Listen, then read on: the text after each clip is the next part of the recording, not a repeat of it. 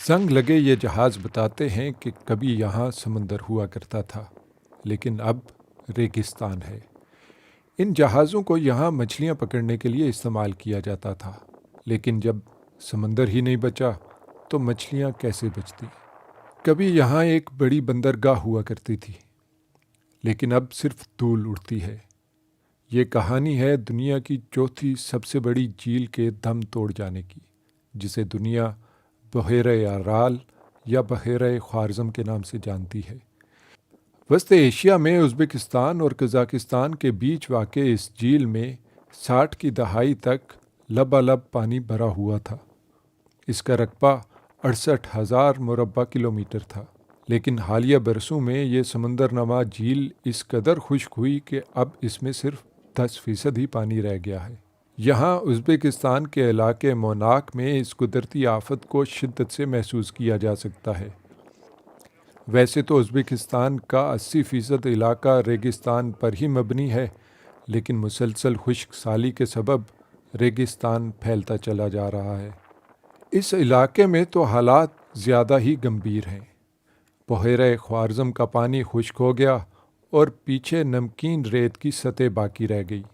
جب تیز ہوا چلتی ہے تو یہ نمکین ریت نہ صرف قریبی آبادیوں کو متاثر کرتی ہے، بلکہ اس کے ذرات ایشیا میں جاپان اور یورپ میں اسکینڈینیویا کے ممالک تک پہنچ جاتے ہیں۔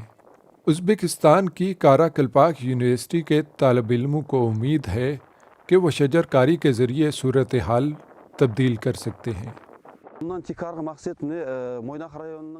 ہمارا مقصد موناک علاقے میں ماحولیاتی صورتحال بہتر بنانا ہے۔ اس مقصد کے لیے ہم کافی محنت کر رہے ہیں۔ صدر شوکت میر زیایف اس علاقے میں بہتری کے لیے کسی بھی منصوبے کا حامی ہیں۔ اب کارا کلپاک یونیورسٹی کے طالب علم شجر کاری میں مدد کر رہے ہیں۔ آج ہم یہاں آلو بخارا، انگور، سیب اور چیری کے درخت لگا رہے ہیں۔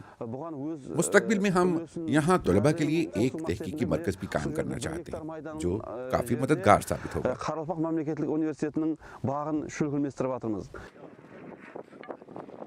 جن دریاؤں کا پانی کبھی بحیرہ خوارزم میں گرتا تھا، سوویت دور میں ان کا راستہ بنجر علاقوں کی جانب موڑ دیا گیا تاکہ وہاں کپاس کی کاشتکاری ممکن بنائی جا سکے، لیکن اب اس فیصلے کی قیمت چکانا پڑ رہی ہے۔ جب جھیل غائب ہونے لگی تو لوگ بھی اس علاقے سے نقل مکانی کرنے لگے، کیونکہ پانی ختم ہونے کے باعث انہیں معاشی بدحالی کے ساتھ ساتھ صحت کے مسائل کا بھی سامنا کرنا پڑ رہا تھا۔ ناسا کے مطابق 60 کی دہائی میں ارال جھیل میں برف پگھلنے اور بارشوں کے باعث 50 کیوبک کلومیٹر تازہ پانی آیا کرتا تھا، لیکن سن 1980 تک آتے آتے یہ مقدار صفر رہ گئی۔ ارال جھیل میں موجود نمک اور کیمیائی مادوں کو پھیلنے سے روکنے کا بنیادی حل اس خطے میں درختوں کا لگانا بہت ضروری ہو گیا ہے، اور خشک جھیل کی سطح پر موجود نمکین ریت کی حالت کو بھی بہتر بنانا بہت ضروری ہے۔ اس جھیل میں پانی اس قدر کم ہو چکا ہے کہ اس کا علاقہ موناک شہر سے درجنوں کلومیٹر دوری پر ہے۔ شہر میں بھی اب چند ہزار لوگ ہی آباد رہ گئے ہیں۔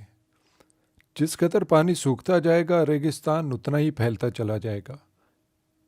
اسی لیے حکام نے اب شجر کاری پر زور دے رکھا ہے۔ اس جھیل کو پھر پانی سے بھرنا تو شاید ممکن نہیں، لیکن درخت لگا کر ہریالی تو لائی ہی جا سکتی ہے۔